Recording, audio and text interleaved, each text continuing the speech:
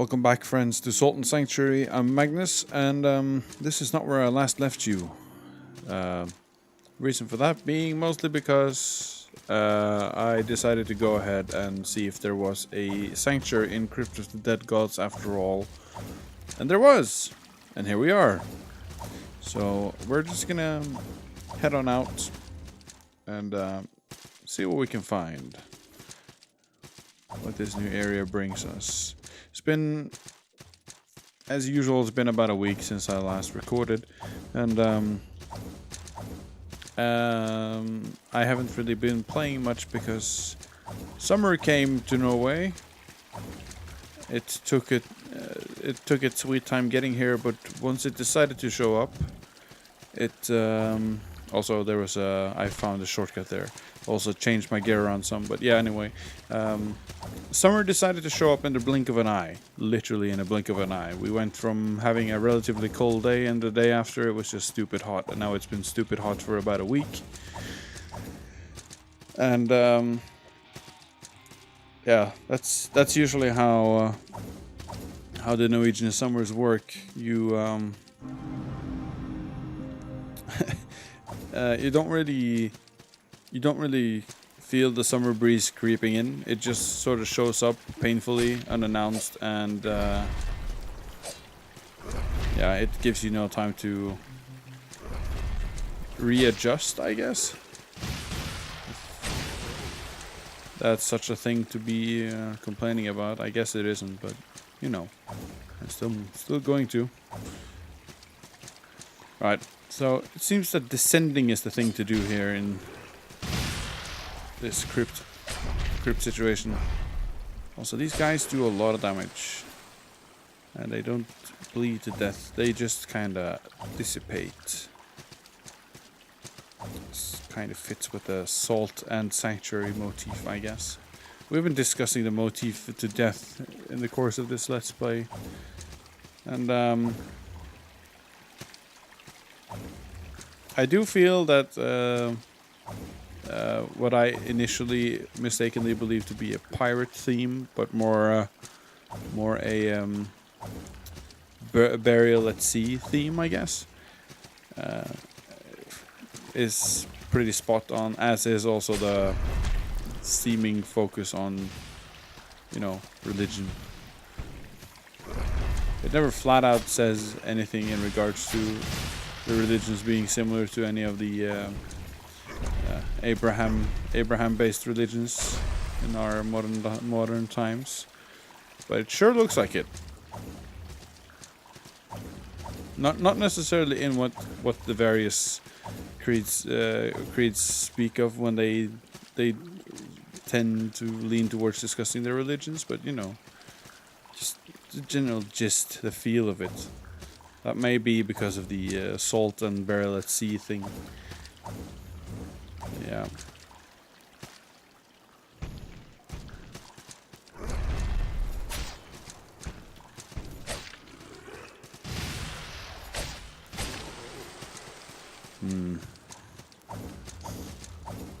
So I've been racking my brain as to what to play next, and I think I've landed on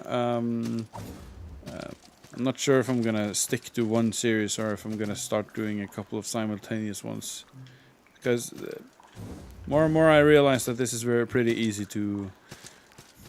I'm not gonna, you know,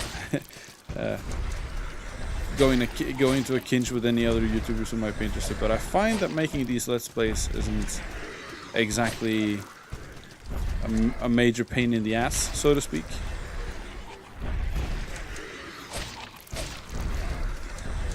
So if I were doing only Let's Plays like these, I'm pretty sure I could keep 2, maybe even 3 series going at the same time. Of course, that might change in time, but don't misunderstand me. I'm not saying that it's easy in the terms of in terms of anyone can do it. I mean, anyone can do it, but that's YouTube as a platform in general. But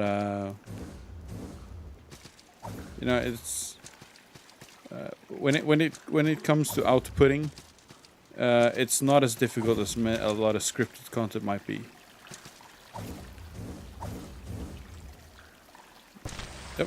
That's gonna be me dying. They're really testing your ability to use your advanced movement techniques in here. I might also be just plainly be doing this in a completely wrong manner. But I'm not sure if I am.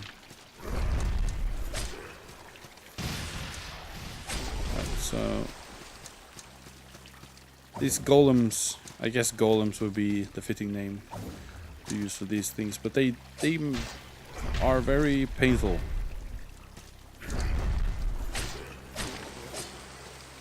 I guess you got to be aggressive with them.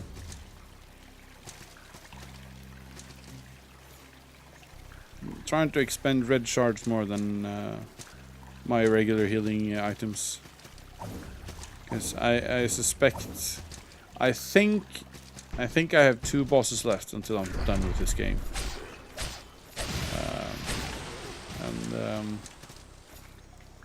My buddy Henrik, he has finished this game already, and according to him, 2 more bosses, one of which is annoying and the other one which is easy. That's what I've heard. Beyond that, I know literally nothing. What I do know is I'm not going to bother with you, Mr. Big Armor Man, because you just take too much time to kill. Right, so that's how you do it, I guess.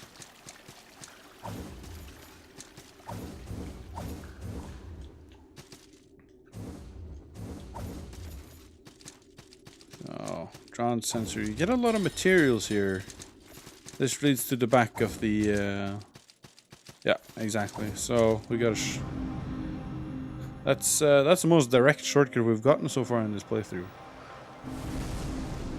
Oftentimes I've gotten shortcuts, but they come at such a time that you're just too little, too late. You know.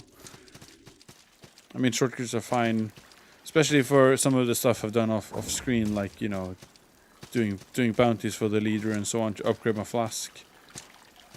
All that stuff has been helpful, but especially the yeah, this really is a test of skill, to be honest. But yeah, more often than not, the shortcuts you get, they are helpful, but they come way too late. So they're not helpful for what you most likely want them to be helpful for. He's gonna put... yeah, exactly. That's what I was gonna say. He's gonna fart magic at me. A Lord's Orders. Haven't done too much with...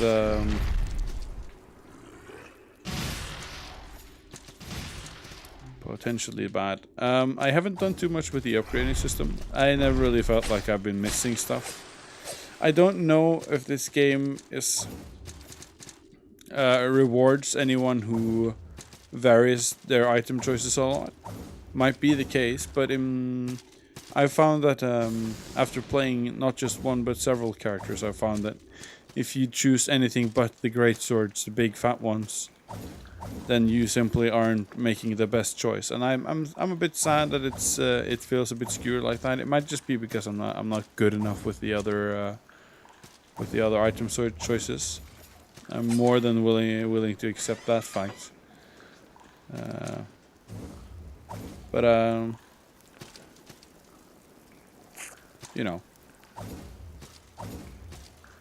Also, the missus just came and gave me a very, very beautiful, very tender soft kiss on the shoulder. Because she has just ordered clothes online. So yeah.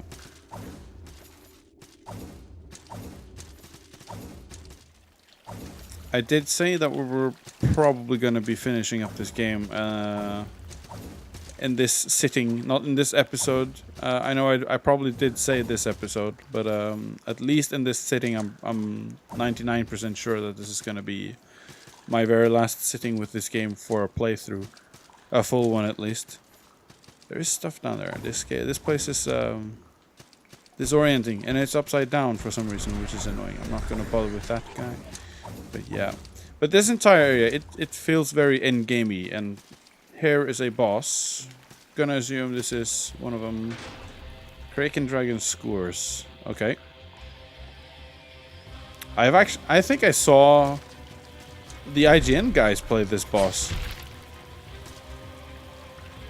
I mean, not the entire fight, but I think I saw them doing something here. Impressive spells you got there, mister. I'm just gonna do my roly-polies behind you, like usual.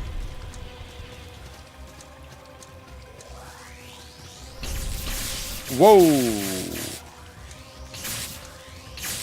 Okay. I have strong disdain for spells in this game.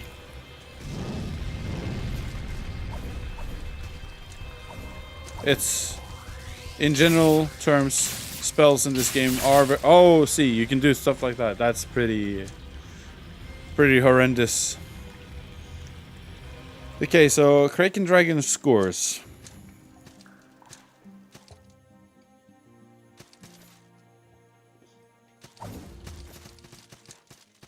Right, I am this is pretty nice, this area. I mean, it's not nice as in welcoming, but it's nice as in, I mean, the design is good. It's got that I don't know. I don't know how to oh! Yeah, see, there was a lot of goodies I missed. And I lost my salt, and I'm not sure. We should probably go down to the Kraken guy.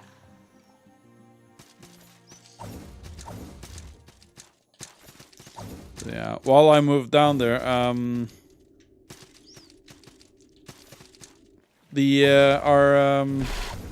our second podcast thing is out. It was a good session. I'm not sure if what we did figure out one thing, or at least we learned one thing. That's not a good way to do it either, is it? We did find out one thing, and we tend to, we are a bit rash when we sit down to record, because we don't test things, and if you haven't seen it, you should go check it out. But you notice that one of our mics has more typical, you know, TV production type pop filter. You know, the big sock on the end of the mic. We use that for one of them because that mic is intended to be for one speaker, while while the other one is supposed to be for two of them. So the big one gets the pop filter, which is Christian's pop filter, and that pop filter is it blocks view of the mic, obviously. One thing that we didn't check, because we, like I said, we are rash, and we aren't patient enough to just, you know, properly prepare, is that we didn't check if the pop filter which way the microphone was facing after we sat down to start recording. So the end result was Lars's microphone was backwards. Yes, which is how all good all good producers of any kind create content, good content, by not preparing and by you know, leaving basic shit like that unattended for a long while. So I'm very curious as to what's up there. It doesn't seem like I can get there from this angle. So yeah, I mean, end result wasn't too bad. I mean, we didn't. It's not like it corrupted the production levels that much. I mean, it was a bit annoying for us, and a bit. What's the word I want to use for that? Embarrassing, maybe. What could this be? What could this be? I'm assuming another shortcut, but yeah. There's something about these doorways I'm thinking I should be able to enter them, but I don't know how. If you're still watching John Saltless here, or maybe you know, drop a comment. Is this surefire death? No, it's not. So we'll keep jumping. Which side do I go down? Go right side then. Should have gone left side. What does this lead to? You know what? I think this leads to an optional area. Either that or Kraekan Dragon Skourzh is optional and this is the way to go. At any rate, I've been a bit on the short run on videos lately, I've noticed, so my timing seems a bit off. I'm gonna attribute that to the fact that I never actually account for the pre-setup time when I well, I don't exactly initiate any form of timer, but you know, when I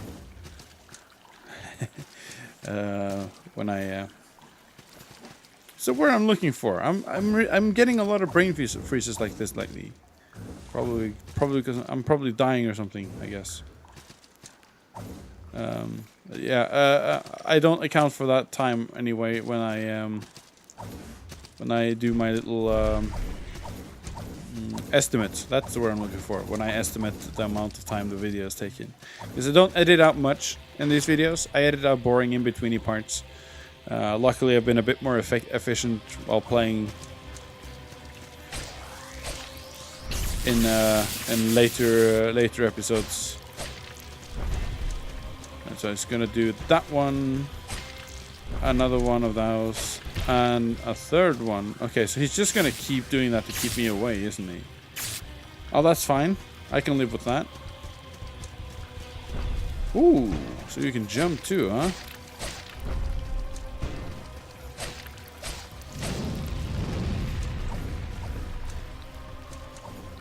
Okay. Come on. Dangerous. Ouch. Okay, so he really wants me to be away.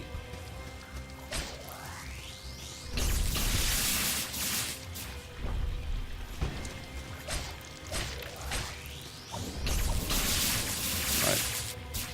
Tricky.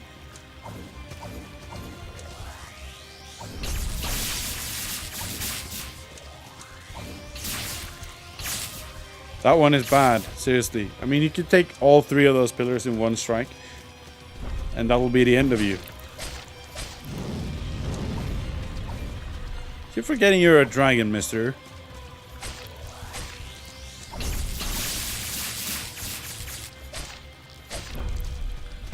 Pretty unfair that you get to be like a sorcerer dragon while I'm just a guy with a sword. Well, not unfair, I guess, since I just destroyed your face. Vanquished! The Crypt. You have earned a trophy. Skourzh's horn. Oh. Okay, hello. It's time you knew my name. There was a time when I held many titles. Men knew me by other names as well. But titles, fame, infamy, it's worthless here. On this island, Jarrett is my name. Envy is such a thing. A man envies his neighbor, whose wife is very beautiful.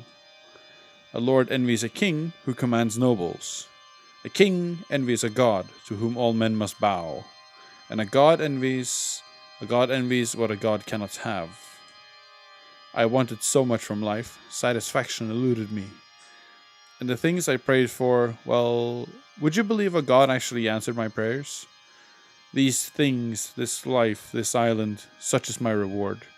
Fantastic power, a lifetime of servitude, and a purgatorial existence in this still place. Okay, so basically I was spot on when it came to the idea that you're reliving like some final curse because of all the aimless tasks people are doing to try to find meaning and shit.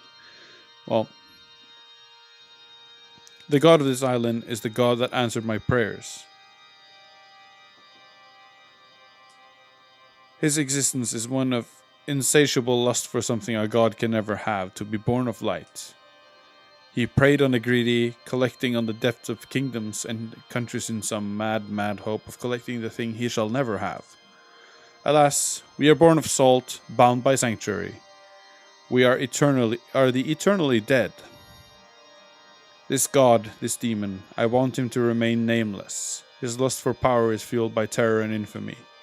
Men at sea can fear the Kraken, but give this vile god no name. Go on. Go on. Okay, so I'm assuming this is going to be the end part. And what I'm going to do is I'm going to cut the video here so it's not going to end up too long. Because it's probably going to be just a very long room and a boss fight and some end sequence. And I want to keep the entire end sequence. So I'm going to cut the video short here. And I'll be back in the next video with what I assume to be the ending. So thanks for watching so far, guys. I'll see you later.